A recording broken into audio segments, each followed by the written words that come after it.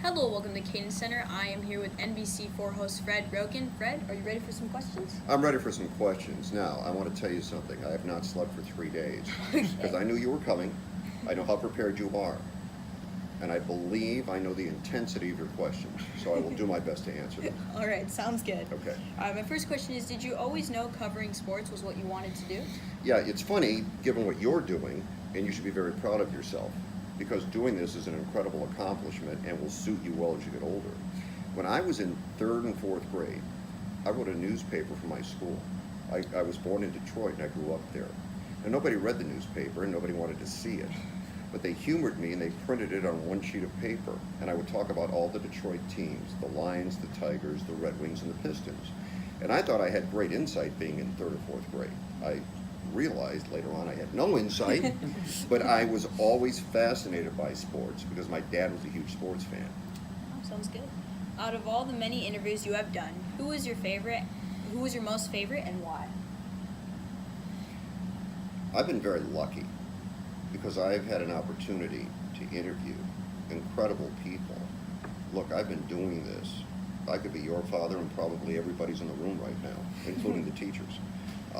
I've been doing this a really long time, and I've met incredible people, and I think it always comes down to the situation you're in. Kobe Bryant, a lot of people didn't like Kobe, and they thought he was very polarizing.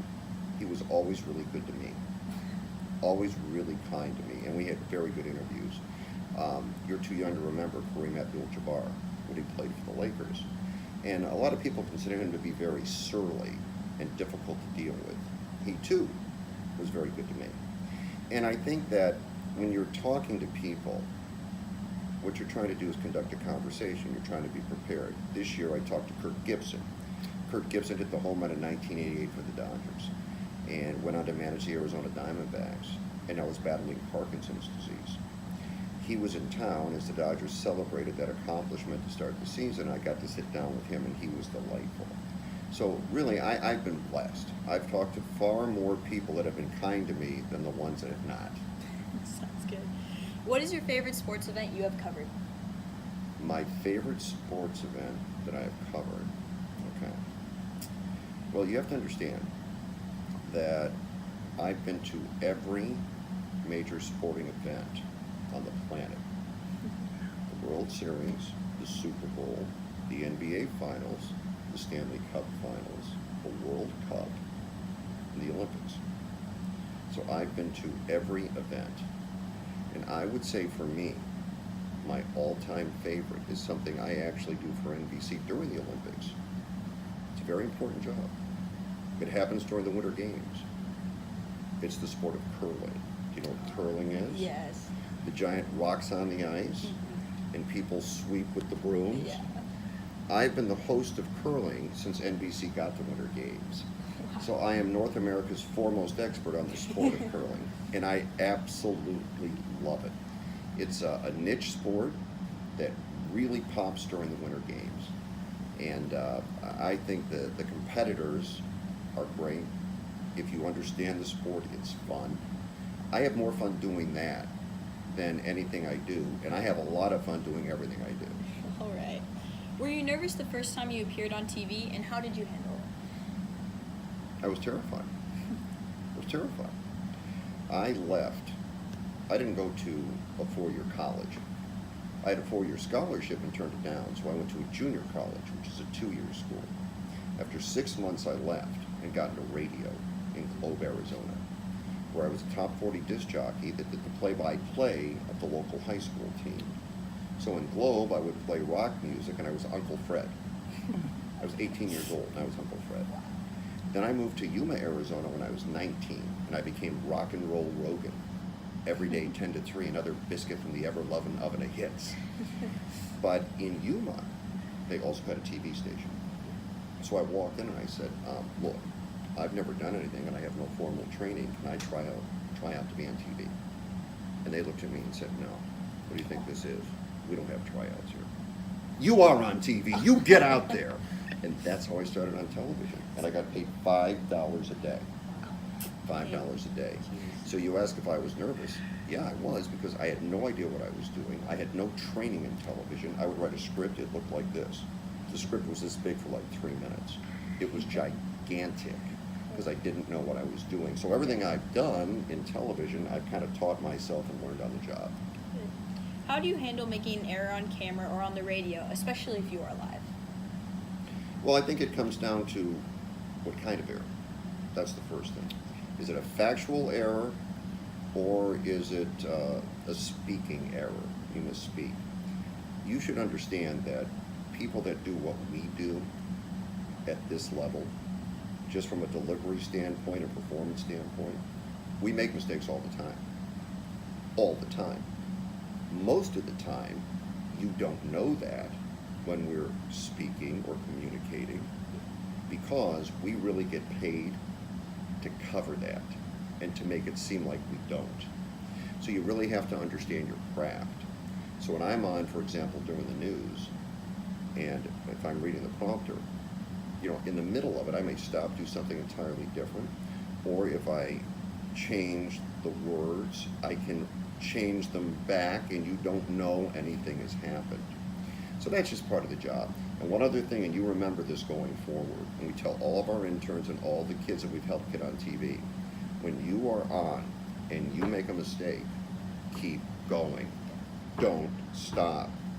And the other thing that I've always believed, and this is how I've helped our interns here get over their initial nervousness.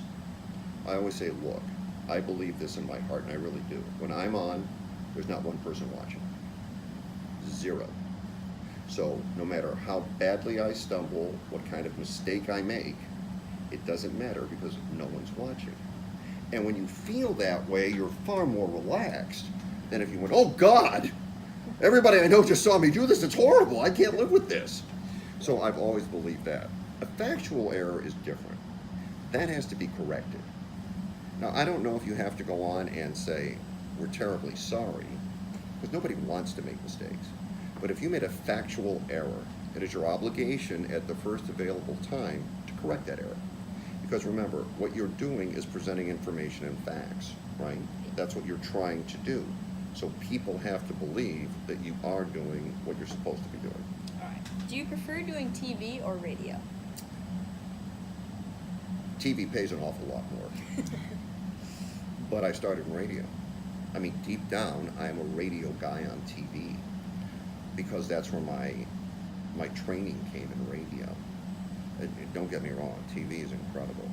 I'm the luckiest person you will ever meet in your life. I don't care who you meet, what day or what time, for as many years as you were on this earth.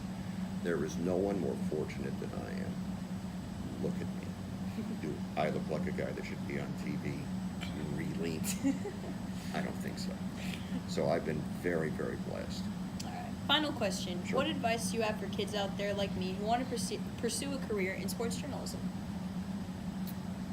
Never be afraid to try things. Never be afraid to be different.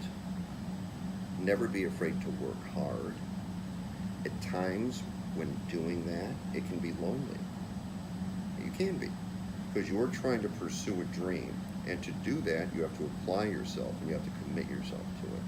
So while other people are off doing whatever they're doing, you have a singular focus, and that is accomplishing your goal.